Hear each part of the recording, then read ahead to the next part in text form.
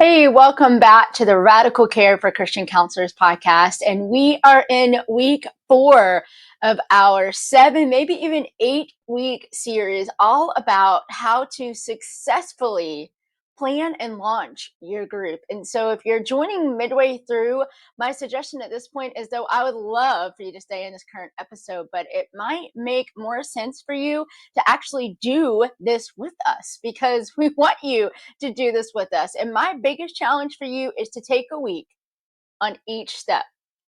For some people, the temptation is to run right through. But as I tell my clients and as I tell my groups, there really is joy. There really is peace. There really is so much growth in between the sessions that we have. And so when we give ourselves that time to really marinate in this curiosity and marinate what God is doing, a lot of times He can come and actually do amazing things in the middle of that and actually connect the dots to things that we would have never even thought of. And so when we take each week and we take these separately, you'd be amazed what can happen. And so just as a review, week 1 was all about coming up with your purpose. And we talked about being specific and measurable so that everything we talk about from this point on reflects back to your purpose. So it really does. I tell people, don't move on to week 2 until you really feel comfortable about your purpose that you have. And it needs to be more than just, we talked about this, just let's go on a mission trip. Because we had a mission team that's doing this live with us, which is amazing. And so they discovered, wait a second, this purpose that we have isn't going to get us through the really hard times as we're traveling, the really hard times that we're having on the mission field. So we need a better purpose. We need a deeper purpose for our group. So spend some time on that week. Week 2 was all about establishing guidelines and doing this early on. The point of this is that you're not doing this because you have a certain idea of who exactly is going to be in your group yet. You may have that, but you're not making the guidelines because of the personalities that are coming in your group. You're building the guidelines because you know the purpose that you want your group to be founded on. So you can always add to these guidelines later on. We talked about working with the group and coming across more guidelines, but it's just to go on the guidelines based on the purpose. And number 3 was pray for and connect with your participants. And we talked about praying, how important that is before you even start the whole process. And then connecting with the participants, really connecting with those that would be great for the group, but also those who have come into contact with people that would be great for your group. So we really talked about like what that would look like and how to get to where we are today. And step 4, which is that we're at, is decide on a meeting schedule. Decide on a meeting schedule. And so we're going to go back to why this is where it's placed, where it's at. But before I get to that point, because I don't think I mentioned it earlier, if you would like a free guide about all of these 7 steps and a workbook to help you get through all of these 7 steps, you can go to bethanyboring.com and you can grab that right on the link page. And that way you can go through it with us and spend each week on each step. And so number 4, like we talked about today, is determine a schedule. Now, this is why this is where this is right now. Again, purpose is important because a lot of times we jump right to our availability for the group, or we jump right to who we want in the group instead of doing this based on purpose. When we start with our purpose and then we go to the next step and the next step and the next step, it makes sense because it builds on one another out of purpose, not out of where we feel like we need to go at the moment. That kind of makes sense. A lot of times we feel like, okay, I want to use this curriculum, or I want these type of people, or I want to meet on this day of the week. And when we focus just on those factors, we kind of unintentionally do away with purpose. And what we do is we start running this race based on all these little factors that we have in place. And eventually we start to ask, wait a second, why did I do this to begin with? And we usually burn out because we don't have that purpose and we haven't built upon the purpose of how we got to where we're at. So a meeting schedule, why this is so important, why this is right here. So by this point, you've invited people, you're connecting with people, and here's why I wait until now to really define the meeting schedule. 1, yes, I want you to have a good understanding of your availability. A lot of times I hear from coaches, from counselors, from especially church members, hey, I'm launching this group because my people have this time free. and I've had to move my schedule around. Now, sometimes you can do that. That's great. Me and that's this point in life that I'm in, I have certain times of the night where I literally do not have the energy. I'm finally getting old enough to say that. And with my challenges, I don't have energy during certain times, as well as I have 3 kids. I have 3 kids and 3 schedules. I own my own business. I do some work at my church. I have a very tight schedule that I have. So when I do a group, I have to do it when A, I'm feeling the best and I have the best capacity for it. And B, I do it on a time that's set on my calendar. I have certain open available times where I fill in the group that I believe that God wants me to be with at that time. And so, if somebody said, "Hey, Bethany, we want you to do a Wednesday evening group," I'm going to have to go, "I'm sorry, that's usually the evening that I give to my church. And we already have some active groups and I already have some active clients during that time." So it's up to you how you do this. But the reason I put this in here is because you'll have a better idea of who is coming. You'll have a better idea of the size, because we talked about that already in your group. You'll have a better idea of how your calendar flows. So if you try to set this early on, again, you're going away from the purpose of the group. So by now, you probably have an idea of the purpose of the group. You have an idea of how frequently you want to meet, how long you can meet, have each meeting go. Or you could be, "Hey guys, I don't know what this is going to look like. And I'm inviting you on this journey with me. This is what I would agree upon for the first 2 months. I would like to meet every other week for an hour and a half. And then at the end of those 2 months, we can reassess. If you're having people pay, have them agree to do it for the first 2 months. If you're just experimenting, say, "Hey, this is my availability. This is what I could give. Join me on this process." And because it's my first time doing this group, I'll give it to you at like a half off. Or if it's a ministry, like just admit, "Hey, I'm trying this. I've not done this before. It's kind of like an experiment. Let's do it for 2 months, and then we'll sit and we'll reevaluate and see if it's still meeting the purpose that we originally started for."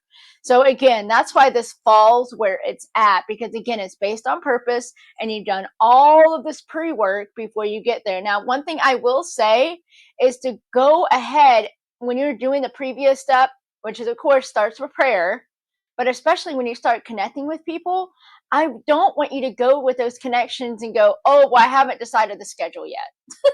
I want you to have an idea, at least about your availabilities. Like when I get to the step, normally I have an idea of 1 to 2 days. And sometimes, like the last group that I launched, I literally gave the first person that signed up the choice between the 2 times that I had. And they chose, and that's what we went with. And so once in a blue moon, if I have a low number group, if times may change around, we might switch the time like forward or backward a half an hour or so, but that's it. We leave that time, we leave that day the same no matter what happens, because I found that people can switch their schedule around, especially once they understand the depth of the group, especially once they understand the commitment level of the group. They feel community, they get belonging, they feel seen, they feel heard. In my groups, people literally orchestrate their week around our group times because it becomes that important. And when it becomes that important, people will do whatever they have to get to that meeting, whether it means changing a flight schedule, whether it means changing a meeting, whether it means, I have some people actually arrive at a destination an hour earlier just so they can get on our meeting. I had one participant in their motel bathroom, because our rule is in most of our groups that they have to be in private environment. She literally put herself in the motel bathroom to be on camera with us on Zoom for that night. And she made sure that she could get that hour and a half in. So, my factor is when you go into this and you know that God has given you the purpose and you've been in prayer and you've been praying over the people in your group, you are going to be so excited that you gave yourself that capacity, that space, that time to really sit curious with your schedule, because you know that when you show up for your group, with your group, you are showing up the best that you can. So you're not just offering a time that may be convenient for your people. You're offering the time that says, "You know what? This is the time that I've carved out in my calendar just for you, just for this group. And this is the purpose. And this is why I'm doing it. And this is what I've been praying for. And these are the types of people that are going to be in this group." You have all that.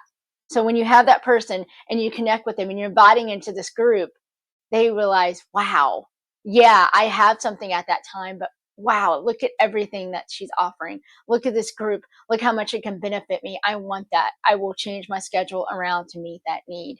Now, you can later, if you want to, you can later go, okay, I would have had so and these kind of people, but they can't do it because maybe they're moms and maybe they work during the day and they only have the evenings free. Or maybe you're looking for a demographic like even youth. They can't be available during the day because they're at school. And so you might have those certain demographics where you have to step back and go, okay, can I work with that demographic in the way that I want to?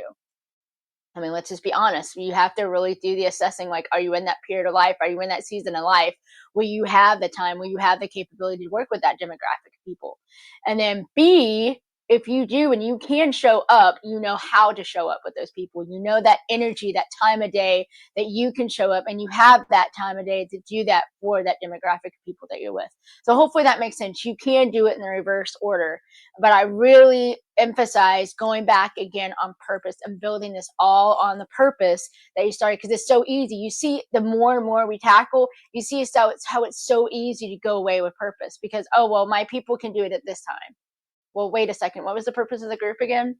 A lot of times we're working with people to set goals, but yet they're the very reason that they're asking you to change is to benefit another goal that they have. So where's their priorities?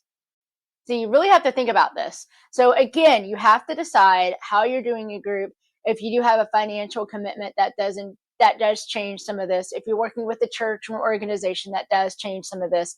But to really take some time and make sure whatever time that you commit to, that you personally commit to as a group leader, as a group facilitator, that you can continue to show up as your best week after week, a month after month, however that looks like.